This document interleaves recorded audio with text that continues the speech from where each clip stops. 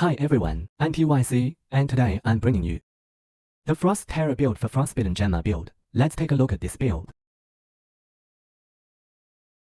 It has many advantages, but it also has some drawbacks. The dummy testing is like this. 0.4 million. It's roughly like this. My gear isn't perfect right now, but you can see all my gear is focused on movement speed. If I switch to elemental amplification, I can kill the dummy in 1 second, and then look here. All the gear is for movement speed, mainly to clear maps faster. Let's check the map clearing. I'll explain the pros and cons of this build while clearing a map. Let's pick a random map. This build, its advantages. The feel of map clearing is excellent. Your character walks, and the monsters off-screen die instantly without being seen. So the skills range and form are very comfortable. For regular map clearing, the faster you run, the higher the clearing efficiency. I'm just demonstrating here, so I'm running a bit slower. You see, as we walk, we can hardly see any monsters on our screen. They are off screen, and they are instantly killed. We don't even know what they look like. They die as we pass by.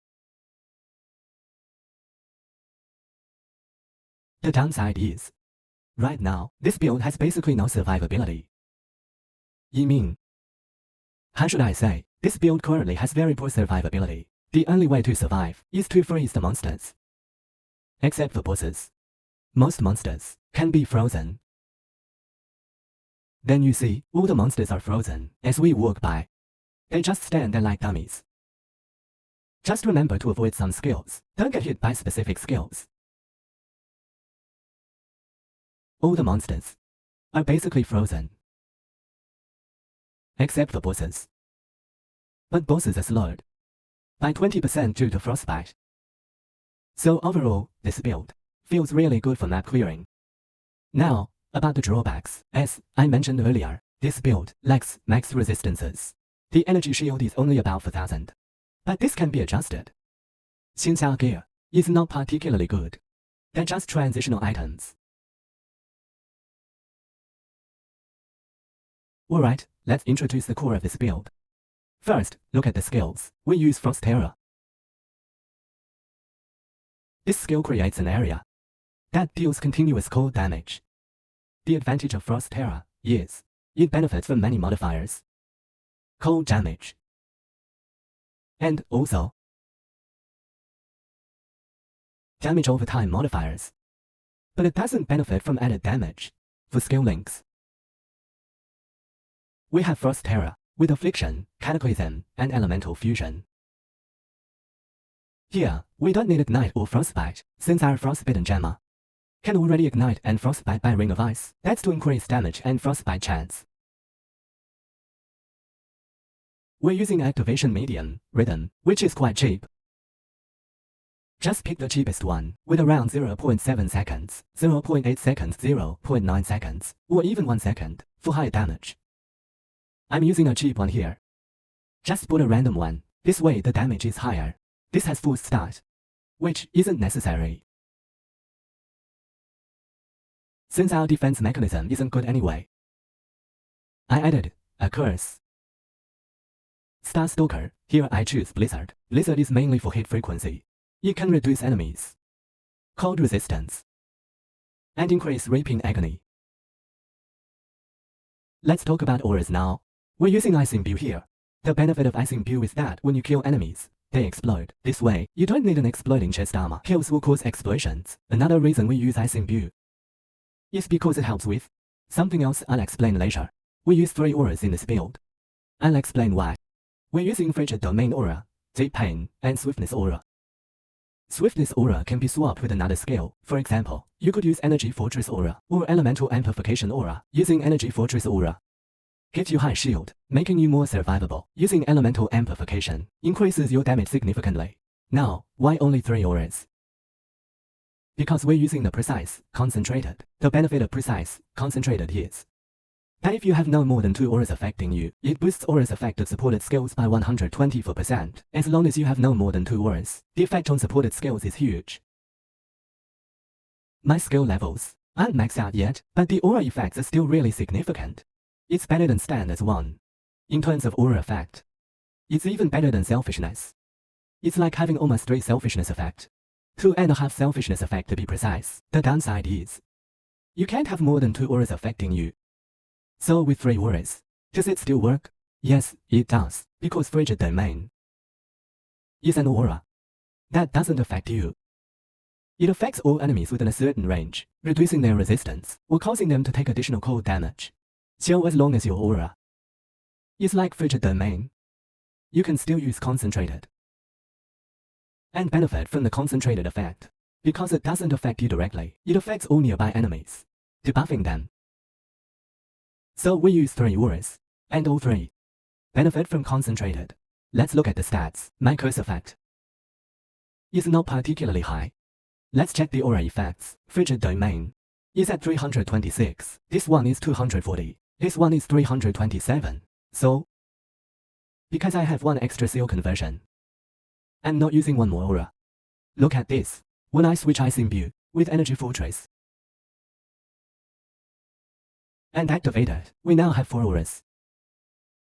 At this point, our aura effects drop significantly because we lose the concentrated effect. Check this out.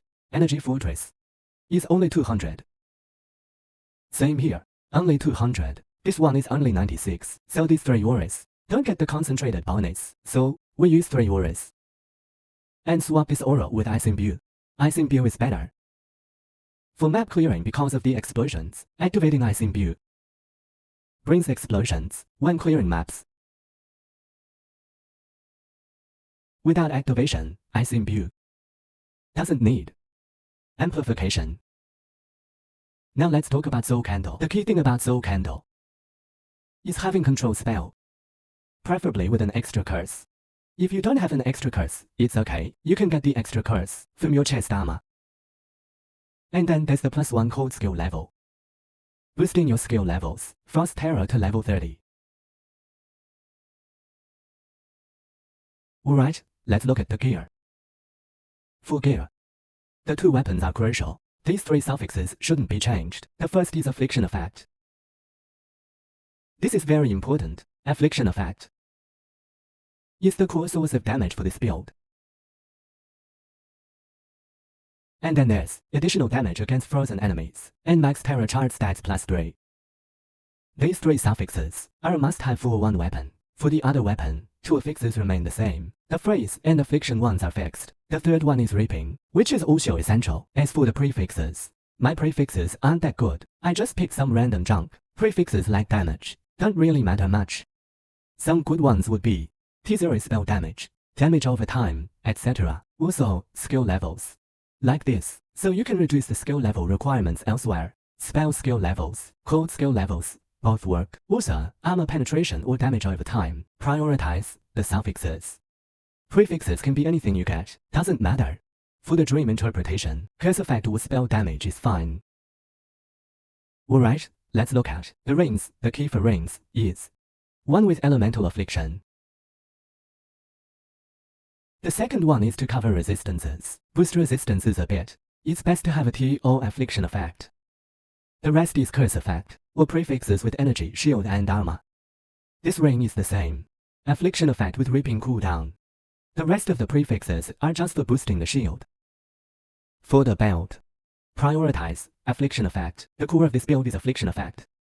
Then reduce damage taken from low mana. The rest is for boosting the shield and resistances. For boots, prioritize movement speed, and then aura effect.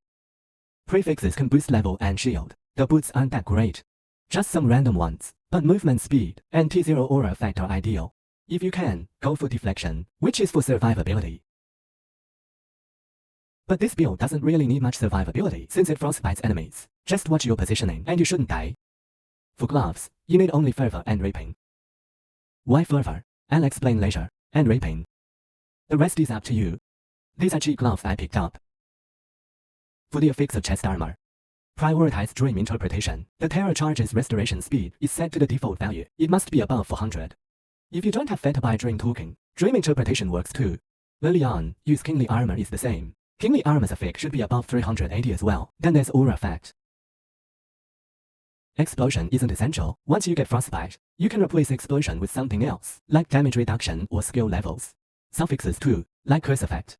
Or you can go with damage reduction. For the helmet, we give up Corrupted Mirror. This helmet should first add skill levels, then boost the shield. Add Terra Charge. The max Terra Charge stack is a must. There are only two places for max Terra Charge. One is the helmet, the other is the weapon. You can also look on the soul candles, but the soul candles are tight on space, so you might skip that for now. So prioritize TO max Terra Charge on the helmet, then the shield. The rest is for boosting skill levels. This helmet is pretty junky too, just some random stuff. The last piece of gear is our only legendary gear in the build. Mother Goddess Paddock. This is the core damage source of the build. First, look at this. When consuming Terra Charge while it is not at max stacks, for every 1 Terra Charge consumed, plus 20% additional affliction effect. With our build, the affliction effect will be very high. Even the slate will have affliction effect. By consuming Terra Charge while it is not at max stacks, we get additional affliction effect. This is extra. The higher the base affliction effect, the better the extra effect. Consuming Terra Charge while it is not at max stacks. Without counting soul candles, we have 6 stacks of Terra Charges. Each recovery consumes 5 stacks. So you can get 100% extra affliction effect. And max Terra quantity is set to 1 to 3, 7 versus 2. That's a lot more, at least several tens of percent more. The higher the Terra Charge, the better, because each Terra Charge boosts our damage multiplicatively. First, let's look at the affliction effect. We have 6 stacks of Terra Charge here. So when we hit monsters, watch here, it stops at 5. This means each time we use up to 5 stacks, it doesn't use all 6 stacks, basically just 5.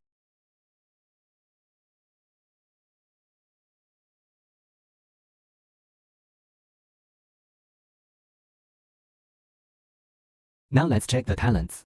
The talents are pretty standard. Frostbitten Gemma Reaper points. Just take a quick look. I'll post the build code in the comments later.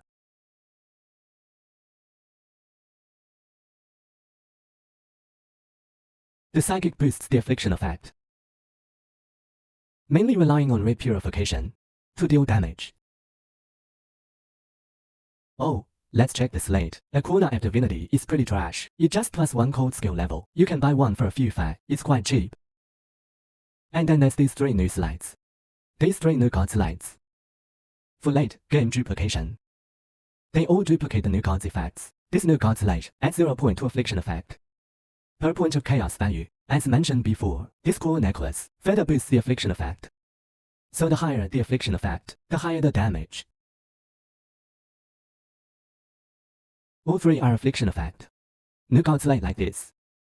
And here, the pedigree of gods.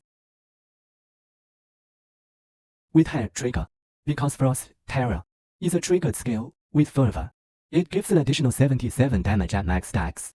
As for the cooldown, it doesn't really affect us much. We aren't much affected by cooldown.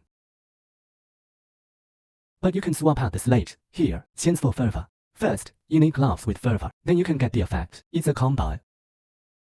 The 77 damage it provides can be replaced by other gloves, or slide with other damage boosts. It's about the same.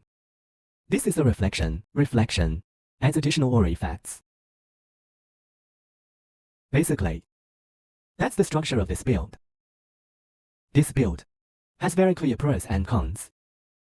The downside is, it has almost no defense. It's like a glass cannon, but monsters rarely hit you. Because when you walk up, they either die or get frozen. Even elites can be frozen. That's the downside. The upside is, the farming experience is excellent. When you walk through, off-screen, because of the trigger, the range is very wide, off-screen. The monsters all die. And it causes explosions. The farming experience is excellent. This build is great for Eterna. Because except for the final boss, all other monsters can be frozen. So for Eterna, just stack damage. The higher the damage, the better the Eterna clear.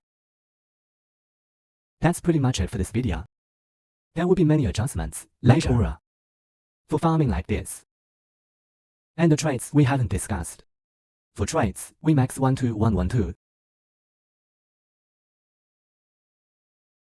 Except for the 2 points, wooing 1, and use the heart of the snow. You can also use prototype. The damage is similar. Because there's a damage lock in this game. With similar damage, using prototype is also fine. Prototype is cheaper, 1 FI. This one is pricier, 2000 FE. Normally, use move speed for farming. Maintain the farming effect, and this reduces cold pulse, casting interval, and increases frozen duration. That's it for this video. If you liked it, please like and subscribe. See you next time. Bye.